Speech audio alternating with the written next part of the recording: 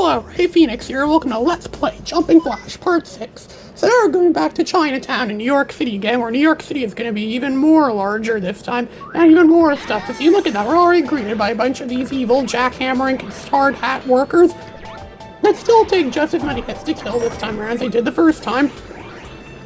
But it's easy for us to jump over anything, because Robin can jump over pretty much anything in this game. Because we're running on this freeway here. This freeway looks like it's not even properly connected to anything else. It's not part of any road network or anything like that. But this building is still here from before. All the buildings here are pretty much the same as they were before. In fact, this level's barely changed as well, too. Just a few things are rearranged. It doesn't even seem like they really expanded a lot of these levels. The more I think of it now, it seems more like just rearranged where things are located. So we're going to another bizarre bonus stage where it's like this weird, it's like the side of a building or something like that, but it's been isolated, and it's stuck flying in the sky, and there's balloons on it, where we can jump around, we can shoot the homing rockets. Yeah, those homing rockets are really good for destroying all these balloons. And we still get 1 minute. You know, they could have made this a bit more challenging by making us have to do this in 30 seconds, but then again, if they made us do this in 30 seconds, I probably wouldn't be winning these levels that much. If I should look at that, these past 30 seconds, so if it was 30 seconds, I wouldn't win these bonus stages. So okay, maybe it's okay, I'll give it to them that they left the timing for the bonus stages the same. And I still have trouble finding some of the balloons sometimes. It's still very difficult to find them. You're like, are they there? Oh yeah, there they are. Yeah, see, look at that, we got the last few with 15 seconds to spare. And so now we've maxed out our lives. We have 9 lives. It's the most amount of lives you can carry in this game. Even then I think it's a bit overly generous. They let you have 9 lives. A lot of games have like 99 live limits, but no, this game is only 9 lives, because this game is really easy. This game would be even easier if they let you have more. But I rarely ever need to use any of those lives anyways, because most of the time I get for this game, I usually get for this game without getting killed. I rarely ever get killed when I play this game. Because I kind of know where everything is, and I know how to jump on stuff, and enemies, and I know I used to run away from enemies and stuff like that too. Enemies are not really much of a threat. Although the enemies in this game are just things that get in your way, that get in the way of attacking. See, there's a jet pod up there. I can jump to it by jumping on this platform here, and then jumping on that other platform. It also seems like it's nearby where I started, or I don't know, is this the same place where I started level? I don't think so. I remember there's one of those shootings there. It's probably somewhat close to the beginning of this. Oh yeah, see right there, and there's those columns around again. I have to do another really long jump around. I think I'm gonna make it. Yeah, I'm not gonna make it. So gonna have to jump on this thing, and the good thing that thing's like a trampoline. If that thing was there, it'd probably be impossible to get this jet pod. There's a similar part of this in the second game, but only there's no trampoline or anything you can jump on that can bring you to the elevated platforms. You have to be really creative and really thinking oh, I have to jump on this to get to this. And even then, you're gonna win by a thin margin. Jumping Flash 2 actually does have a lot more thinking oh, I have to jump on this to get to this and jump on this to get to that. Jumping Flash 2 must feel regarded as being an improvement to this game, which you'll admit it is a bit of an improvement considering some of the extra stuff in the game. But it's mostly all the same stuff that's in this game, and I think this game's a little bit more impressive simply because it came out earlier. This game came out in 1995, when the first game's the PS1, and Jumping Flash 2 came out in 1996, more than a year later. So that's why I think this one's a little bit more impressive. It's mostly the same stuff, but it came out earlier, so they managed to pull something really good off. Quite tough, like earlier, and look, there's those birds that are dropping bombs, those birds that are in New York City. Yeah, there's a lot of birds in New York City. Most birds in New York City, like pigeons and seagulls, usually run away from people. The ones in Australia actually like to fight against people. They're actually vicious and like to attack people. To attack those birds, to attack people. That sounds like a good idea for a film. They should make a movie about that, about birds that try to go against people. Some people say, well, I don't really know, some people say this, but Jumping Flash could very well make a good movie. I mean, video game movies are starting to become really popular again these days. For the longest time, people really looked down upon video game movies because, video games are video games because they're supposed to be interactive, and they offer an interactive experience for people to play, and that's what the game's about. Video games are all about interactive experiences, but movies don't really offer that, which is part of the reason why a lot of movies based on video games tend to fail, but recently they've actually been doing a lot better lately. Some people say they may be replacing superhero movies as being the most trendiest type of movie, the most common movie trend there is now. Likely there will be, but I doubt there'll ever be a jumping Flash movie. No one will ever make a movie based on an obscure video game less than 1% of the world has ever heard. I bet less than 1% of the world knows that this game exists. I bet if you went up to random people on the street and asked them, "Oh, have you ever heard of Jumping Flash before?" They're probably gonna say they've never heard of this game before. I always try to spread awareness of games that are rare and obscure. Like, this is definitely an example of a game that's rare and obscure. I think it needs a lot more attention. I think more people should know this game exists. I make so many videos about it. I constantly showcase this game all the time, time about time. But then again, I'm not famous at all, so it doesn't really matter to me. If I was a famous YouTuber, then maybe it would matter more. There's some Baron Aloha propaganda on that building. I was joking about that the first time around. I don't even think that's propaganda. It might just be like an ad for like a casino saying that Baron Aloha's casino or something. I think it is like a casino type place. I imagine this is the kind of place that Biff had in Back to the Future Part 2, where he owned the police in that evil alternate 1985 where Richard Nixon is still the president and the Vietnam War is still going on. I wonder what it would be like if Baron Aloha ever became America's president. He'd probably start a lot of wars, and he would probably you'd probably allow people like Biff to become rich billionaires. You'd give them all sorts of money, and you would take money away from people that don't have enough to begin with, just like Biff in Back to the Future Part 2. So now we're going after this transforming cube robot again. That's pretty much exactly the same as it was the first time around. Showing showing all that static on his screen, or if that even is a screen. I don't know, how can he go static like that? Is he a screen or something like that? Maybe he's made out of a bunch of like TV screens that are somehow merging all together. There are those balls that look like the PlayStation developer's demo disc.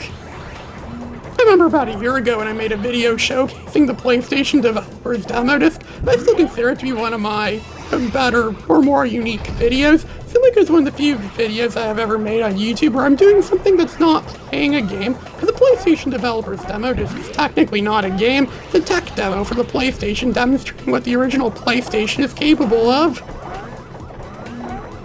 I think they should have bundled Jumping Flash with the original PlayStation. Jumping Flash would be a household name if they got bundled to PlayStation. I mean, Nintendo did it with the original Super Mario Bros. They did it again with Super Mario World and the SNES, and Sega did it with Sonic the Hedgehog and Sonic the Hedgehog 2. They made their Genesis system come with them, so I think Sony could have bundled this game with it, and it very well could have become a lot more famous. I wonder what the most famous game was in 1995 that everyone had been playing on the PlayStation. It was definitely not this. It was probably something like, I don't know, maybe Wipeout or Ridge Racer or Twisted Metal, even Rayman or something like that. My secret machine is restored. You cannot stop me. I, Baron Aloha, am all-powerful.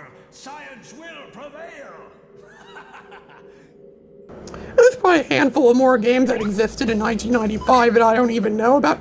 I still discover new games all the time, but they're not new games, so they're like retro games I've never heard of before.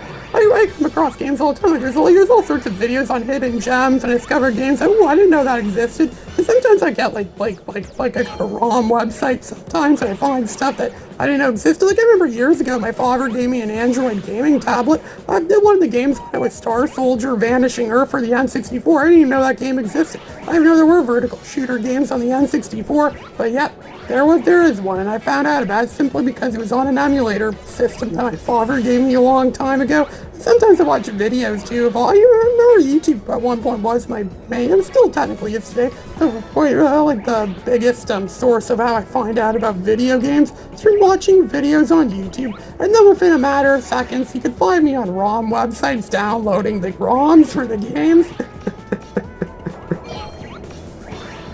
Look, we already have half of the jet pods already in this level. There's this enemy thing here. They decided to they thought it'd be a little bit more challenging if they threw an enemy in there, one of those plant things, those killer, you call those things, those red killer plants, put them in that chute thing, the tube thing where it just keeps bouncing through there.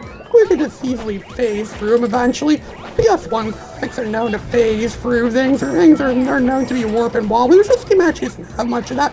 Despite that, this game doesn't have much, like warping or wobbling or anything like that, which is actually, pretty good, because I know a lot of PS1 games, even later, this isn't just a problem with earlier PS games, even later PS1 games have this problem, where the graphics tend to warp and wobble. I kind of made fun of that Let's Play in Star Wars Episode 1 Jedi Power Battles. I made fun of how the swirly, the spirally staircase It constantly warps and wobbles around too, or it looks like it was drawn by someone that was perspective blind. Now I sound like a hypocrite because I'm perspective blind too. I'm not really good at viewing perspectives.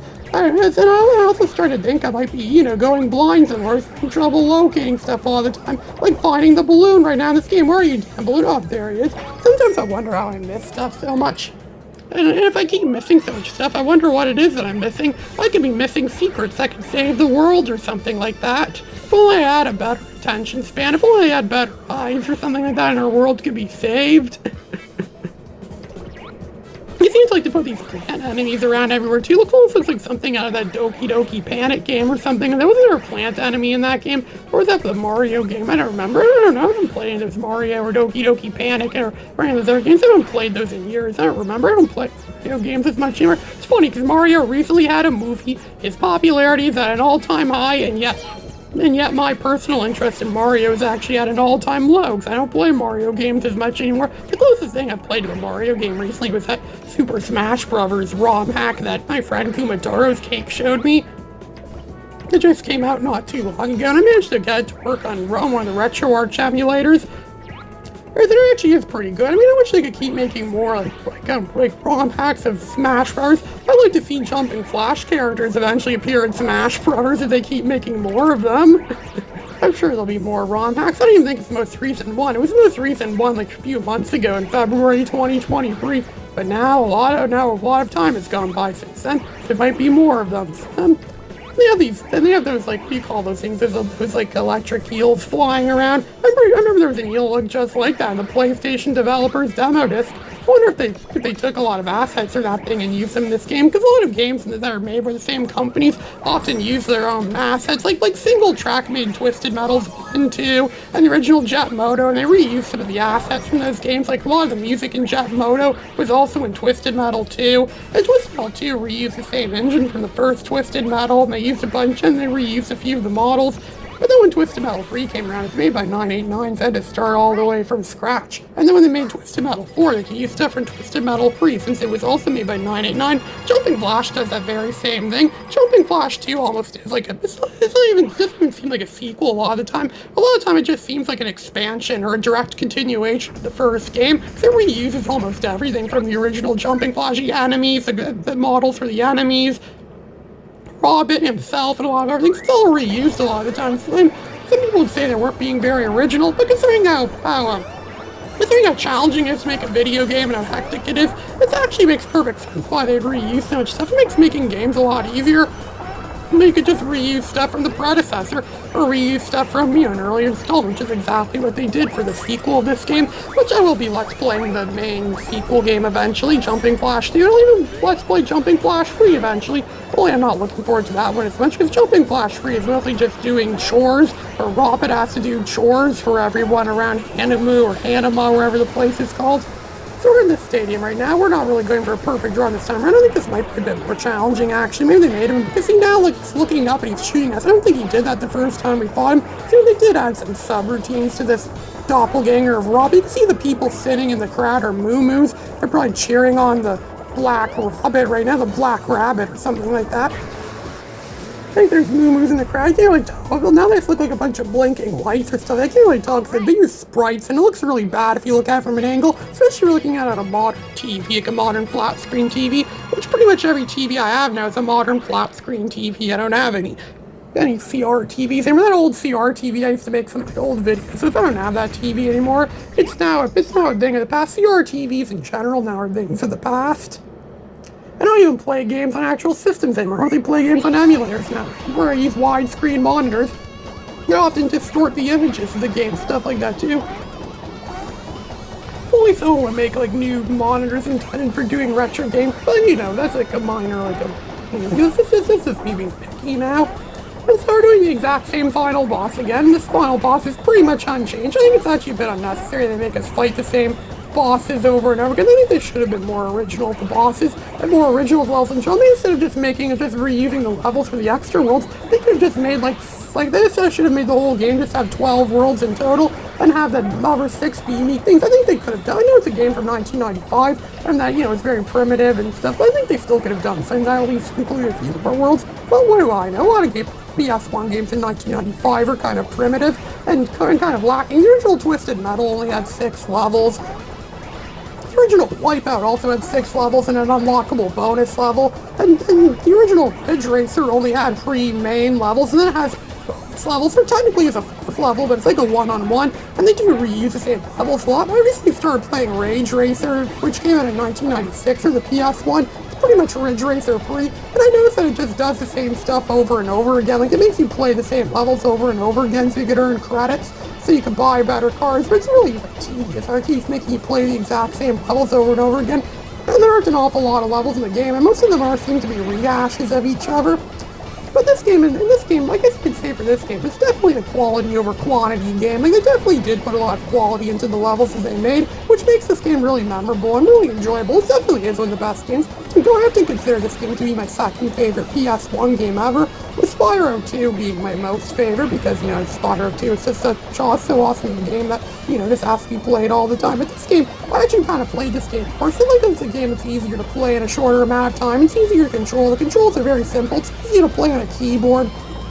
It's a much simpler game than Spyro overall, so that's probably why I played this game a lot more than Spyro overall. And now Baron Aloha is gone, and now we've done this a second time, we're actually going to get the game's ending this time around. That's going to count up our score. We don't get an extra bonus at all, because why would we get an extra bonus? We just beat the game, and now there's a 1 at the end of our score, so I don't know if that's supposed to mean anything or not, but... well, now, we're going to get the game's true ending now.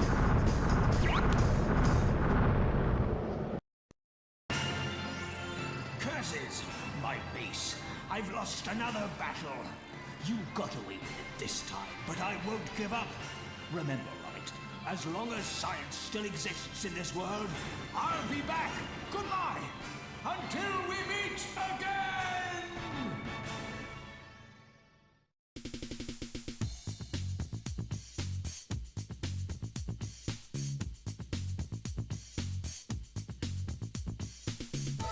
And so Aloha's evil plan is thwarted. The cratered planet is rescued, and the first chapter of our story draws to a close. The people are free to live in peace. Now our time is up. So long, everyone. Yeah, these are the credits. The original Jumping Flash plays a very melodic sounding song. Then that sounds very like positive and peaceful and cheery because you just won the game, you just beat the game kind of thing. It's giving you a sense of accomplishment. I like the ending music better than the ending music they give you in the second game, but we'll see that when we get to the second game. They're showing a montage, like it's even showing scenes of that Moo Moo Cafe that's ironically enough absent from this version of the game, but it's in the European version of the game, yet they still show scenes from it during the end credits. They're showing supposed to be scenes from the game of Robert, a montage of Robert blasting off and it's giving credits to everyone that supposedly worked on this game. It's hosting like remix stuff, like stuff you've seen in a rap music video where they play the scenes over and over again, like an early YouTube poop video. So they just simply take like footage, they just play it back and forth in an attempt to create some sort of comedic effect. There's Japanese lettering on that sign thing, and Robin is just going in and out of the ship. It's usually like they're making a music video or something like that, giving credit to Exact Ultra, the company that developed this game.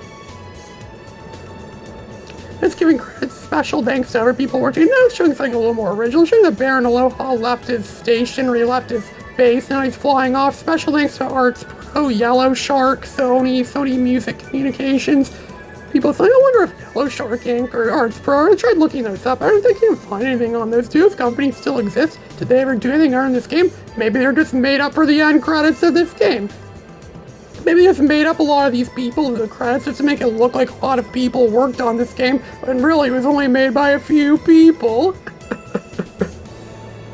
I mean, a lot of games before this tended to have really short credits, mostly because back in a long time ago, not everyone that worked on a game would get credited. And even then, development teams are very small. Remember that back in the Genesis era when credits would be really small? And there, we unlocked Hyper Mode as well, too. We have Super Mode and Hyper Mode. So yeah, this concludes the original Jumping Flash, a masterpiece of a game. This is Ray Phoenix, signing out.